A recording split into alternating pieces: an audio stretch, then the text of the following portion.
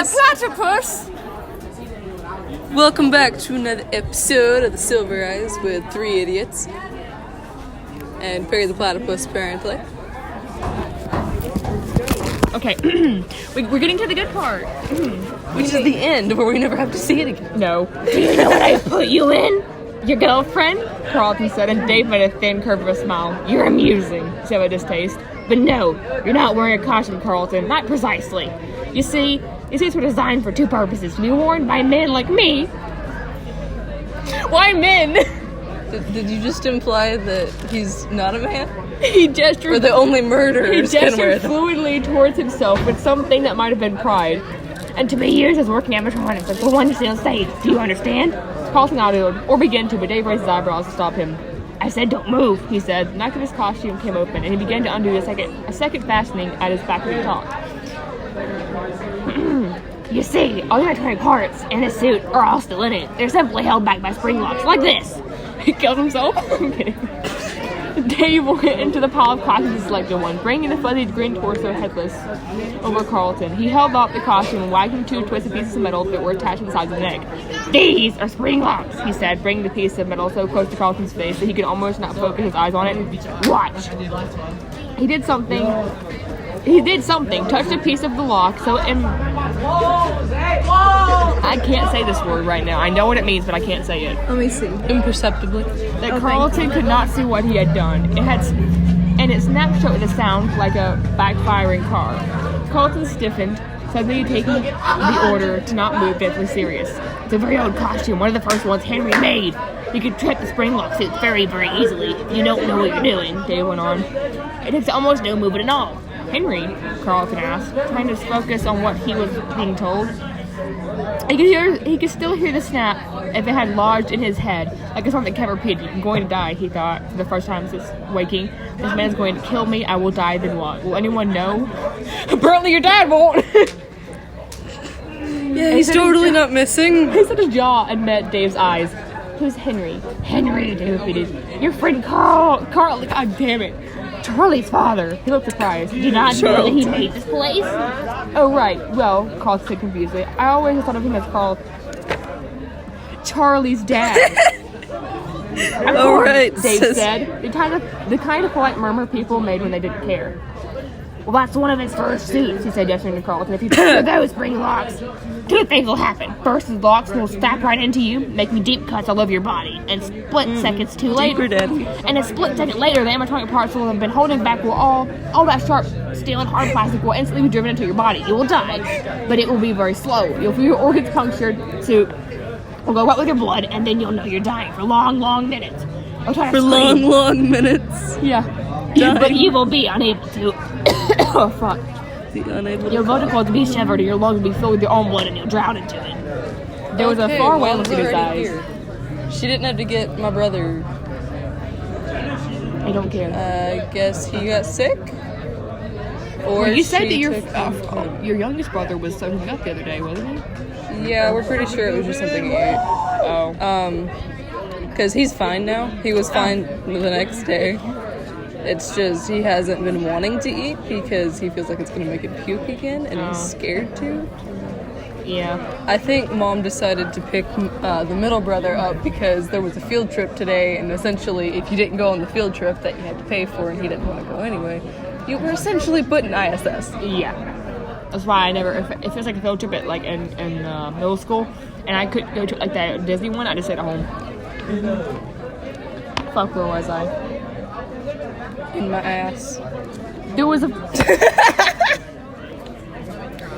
far-away look in his eyes, and Carlton knew with chilling certainty that Dave wasn't predicting. He was reminiscing. Yeah, I like to reminisce on that whole thing about, almost dying. That was a great time. Carlton's voice broke and he tried again. How do you know that? He made as a raspy whisper. Dave let his eyes and smiled widely. How do you think? He sat down in the costume he was holding and reached up to undo the final piece of his own. It took time. Carlton watched for several minutes as Dave romanced with whatever mechanism lay under the collar. He took the costume twisted off with a flourish. I just heard romance with mechanism. Ho ho! My kind of mechanism. You crank my gears. He took the costume torso off. You vibrate my motors. We're sorry, you can continue reading. With a flourish, and Carlton made an involuntary sound that helped us frighten meow. What? Dave had been shirtless under the costume. Why do we need to know he's been shirtless? It's for them fanfics. Because fan service, man. And now his chest and now his bare chest was visible, even in the dim, flickering light. I mean, why can he become okay. shirtless and not any other of the characters, like Charlie, for example? Okay, anyone else realize this sounds vaguely familiar to how they describe a woman when she's showering? His skin was horribly scarred with raising white lines that scored his flesh in symmetrical patterns, each side of his body mirroring the other one. Dave saw him and looked and laughed, and a suddenly happy sound. Carlton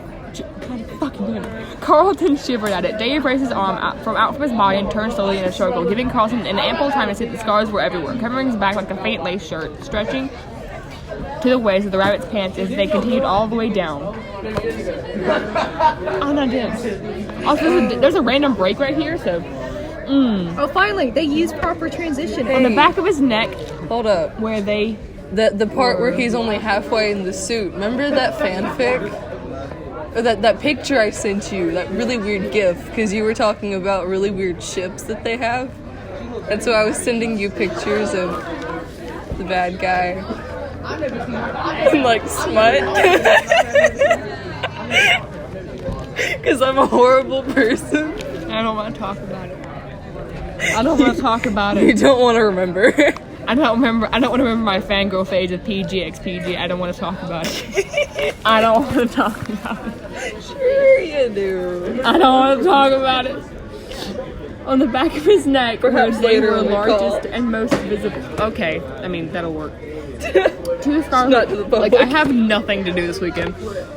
Like, two parallel lines that were etched from the nape of his neck all the way down to his scalp, disappearing into his hair. Carlton tried to swallow. His mouth was so dry he could not have spoken, even if there had been anything to say. You actually pronounced his name correctly. Congratulations. Thank you. Dave smiled unpleasantly. Don't move, he said again. Ha ha! He's here! He has to be here! Lala cried, staring despairingly at the door of Freddy's. She was clasping and unclasping her hands, her knuckles going white. Charlie watched her helplessly. There was nothing to say. Well, he's dead now.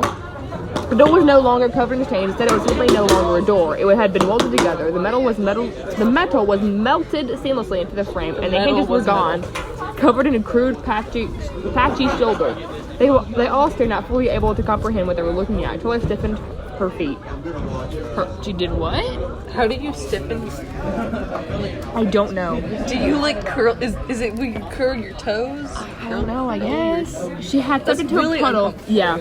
She had stepped into a puddle as they hurried from the car, and now her shoes and socks were soaked and freezing. It seemed unforgivable to be focused on her own discomfort in such a moment, but she could not stop her attention from drifting to this. This is insane, Mola said, her mouth agape. Who does this? She threw her hands up in frustration. Who does something like that? In something like this, they're making Charlie really Charlie. 13. No, I'm mistaken. I'm counting how many pages they have until I checked on this 13. Fuck. She was almost shouting. Someone did that. Someone welded this shut. What if Jason's in there? Molly put her hand over her face. Jessica and Lamar stepped forward to comfort her, but she waved them away. I'm fine, she said tightly, but she did not move, still staring at the place that had in the wall that had once been the door. She looked smaller, lesser. Oh fuck! And panic energy that had been driving her was gone, leaving her without purpose. He looked at Charlie, ignoring the others, and Charlie met her eyes uncomfortably. What do we do? Marla asked. Charlie shook her head. I don't know, Marla. She said useless. Uselessly? Finally, you realize she's useless. If he's in there, we have to get him out. There has to be a way.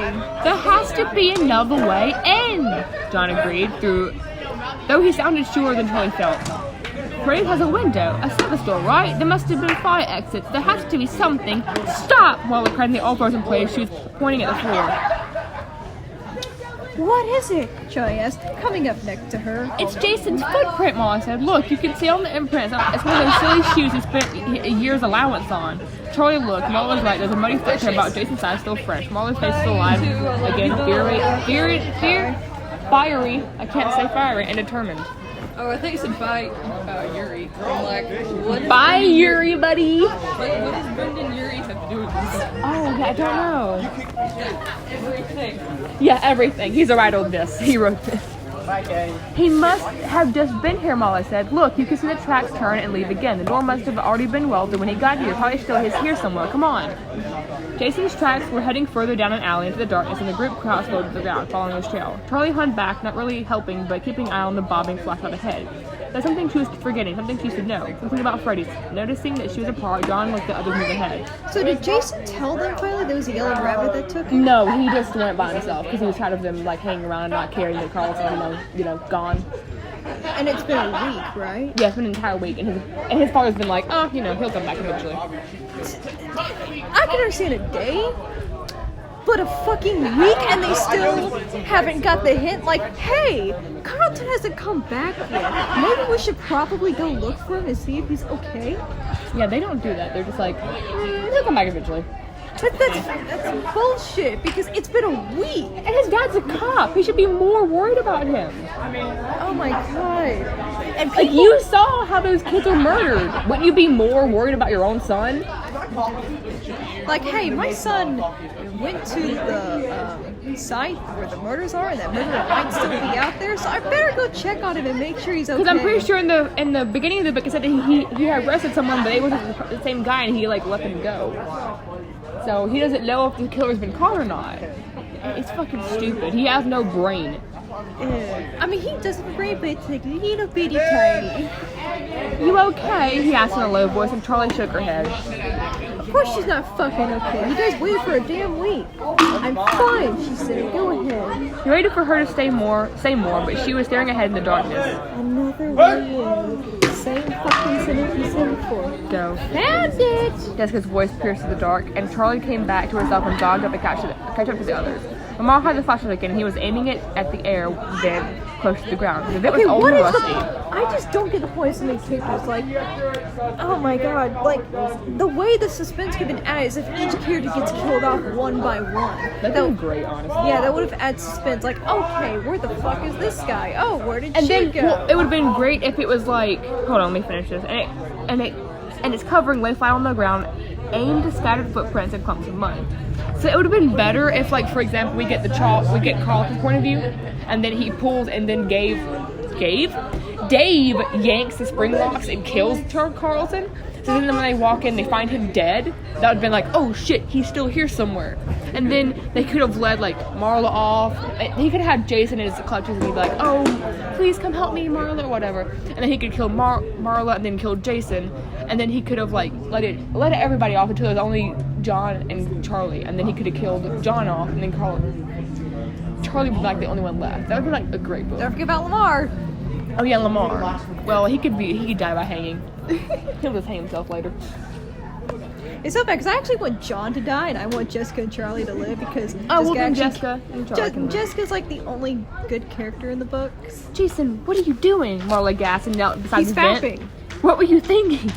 There was an edge to her voice, something that teetered between panic and relief. We have to go after him, she said. Charlie watched, dubious, but said nothing. It was John who spoke up. So they found out that the killer's still alive, right? Yes. How did they find that out? It's just because Carlton's gone. That's what makes them believe the killer. So it took them a week to realize that. Mm-hmm. I would have understood like a few days, but an entire week, and they finally just now realized it. I'm like, oh, dude, what the if fuck? we try really hard, we can finish this before. If we try really hard, we can probably finish it before study summer break. Oh, that's good. And then we can start the fourth long language. Oh, that one's gonna be fucking bullshit. Because it's from John's I'm gonna be perspective. reading the entire goddamn book for myself, pretty much. It's gonna be in John's point of view, and then I'm like, why not do Jessica? Jessica's a much cooler character. But the good thing about the fourth process is I haven't read it yet, so I get to read along with you guys. Like the first one and the second one I had already read before we did this thing, but I get to read it with all of you. And now you're regretting liking this book. Yes, I regret liking this book. But then again, I did cry after the end because I was so tired of reading it. It's too small, he said. I don't think any of us will fit. Marla looked down at herself, then at the others, one by one calculating. Jessica, he said decisively, come on. Jessica, go. Oh. What? Jessica looks aside. As if there might be. Oh no, I'm reading the wrong freaking line. Let's decide there might be another one of her. No, I'm sorry. I'm just. No, you're good. Vision. As there might be another of her. Might be another. Might be another. That just sounds really weird, rolling it off the tongue. You may get the Holy Sharpie. Yeah, I get the Holy Sharpie. As there might be another of her. Like, that just You doesn't... could say like a double of her, or like her twin or something like that. Something kind of like sarcastic in a way. Would have been better.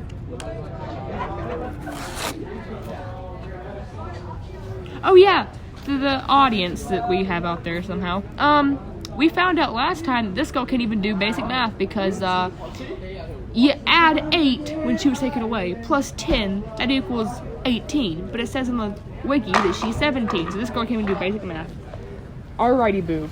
And they're all 17, which adds to less diversity. It's kind of yeah. Like, they're all robots, in my opinion. Outside of Charlie's PTSD, there's no diversity, really. I knew it.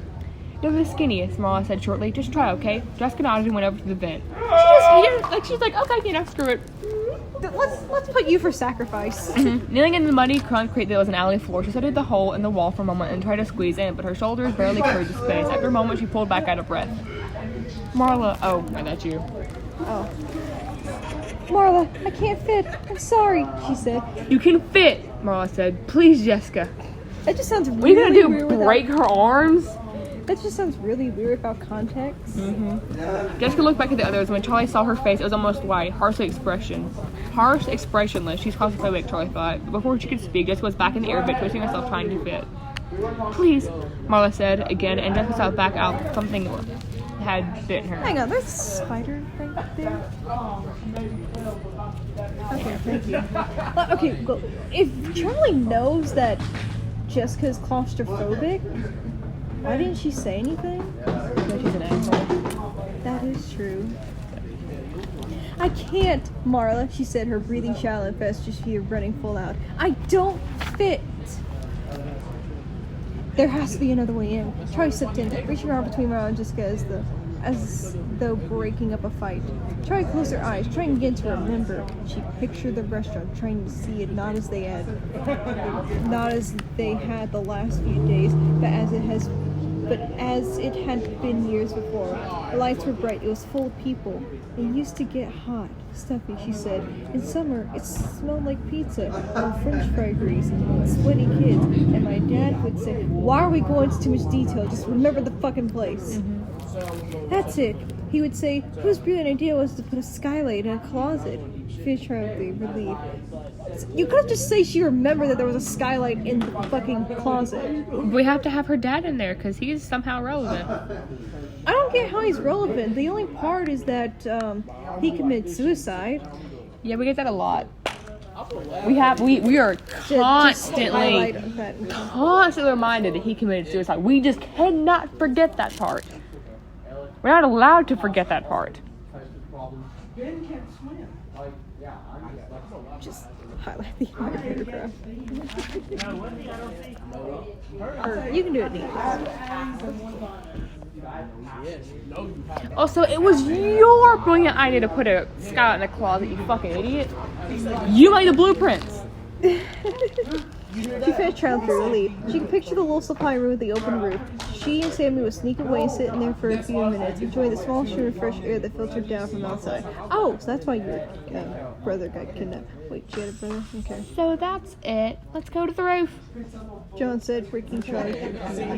What roof? Marla was sitting at the top of the closed hall. She was no longer in a full-blown play, reassured by evidence that Jason was still alive, but her anxiety was still palpable.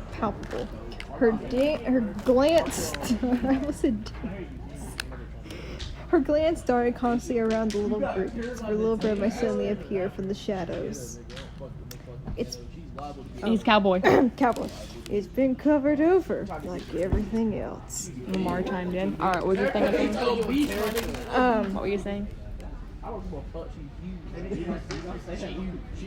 just don't get how Sammy's relevant in the second book. Like, Charlie knows he's dead. She knows that for a fact. He was kidnapped by the same guy in the yellow bunny suit. And, And yet, in the second book, it's like going, oh, he might be alive, even though I was for sure saw him dead. And so I'm like going, like, the second book didn't even need to happen if Charlie just used her fucking common sense. But it did happen, because Charlie is a fucking idiot. There's more mistakes in that second book than there is already in here. And that's saying something. I can just only imagine how bad the third book's going to be. Oh, God. Like, Jessica somehow I'm gonna get stuck perpetually in that British voice. I'm gonna be stuck in British voice the entire year year. Like, the part that pissed me off about from the third book, from what I read in the summary on the wiki page, is that Circus Baby kidnaps Jessica so that Jessica can perform surgery on the dead guy Dave to bring him back to life. That is an actual plot. Circus Baby kidnaps Jessica so she can perform surgery on a dead man. It is weird. Alright. And it's so weird because, like, first it's already dead. It's like Jessica doesn't even know surgery. She studied culinary arts. So I'm like going, how the are you just gonna pull up a YouTube video? Like, here you go. Yeah. Basic Here, surgery. fix my father. Maybe not, Charlie said. The roof of the mall is pretty high. I bet there's a crawl space, at least. The crawl space? John said excitedly. You mean a crawl space between the roof of Freddy's and the roof of the mall? Up there! Why are you excited about that? I don't know, but it says he's supposed to be excited, so I'm going to be He excited. stared up into the darkness for a moment. A crawl space! He repeated, he voiced a little meeker. Charlie was busy studying the ceiling in the corridor, measuring overhead against He said, look. against what they had seen of the outside building. It was different. She was sure of it. This isn't the roof to the mall. It's not high enough, she said, feeling a spark of encouragement. She set... So, let me just get this straight.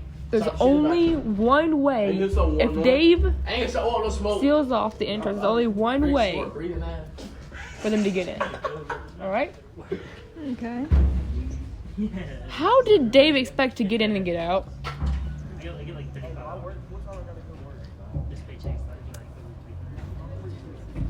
Because I guarantee you Dave didn't know that there's a cross space. Oh, that's really convenient. There's a cross space between, like, the roof of Freddy's and the actual roof of the mall. That's really convenient. But how did Dave expect to get out of there? What could have been a more interesting... Like, if he killed Carlton, even if he did kill Carlton, how did he expect to get out of there? You be driving however you want to because you're paying for it. plot. Yeah. They punch through the walls. Anyways. Also, what another thing is that they could have just, like, figured out how to do lock picking or, like, try and break the locks open. There's a mom. But yeah, she could have. Yeah, that's just really fucking stupid. Or, like, find a cannon or something and just, like, shoot the door off. Yeah. They're really stupid people. Like, really stupid. It just bogs me how so many people like this book, and I'm over here thinking... Well, they're a bunch of young adults. They're a bunch of 10-year-olds. They don't even know the lore of the actual thing because they weren't born in that year. I bet they only like it because it's just FNAF.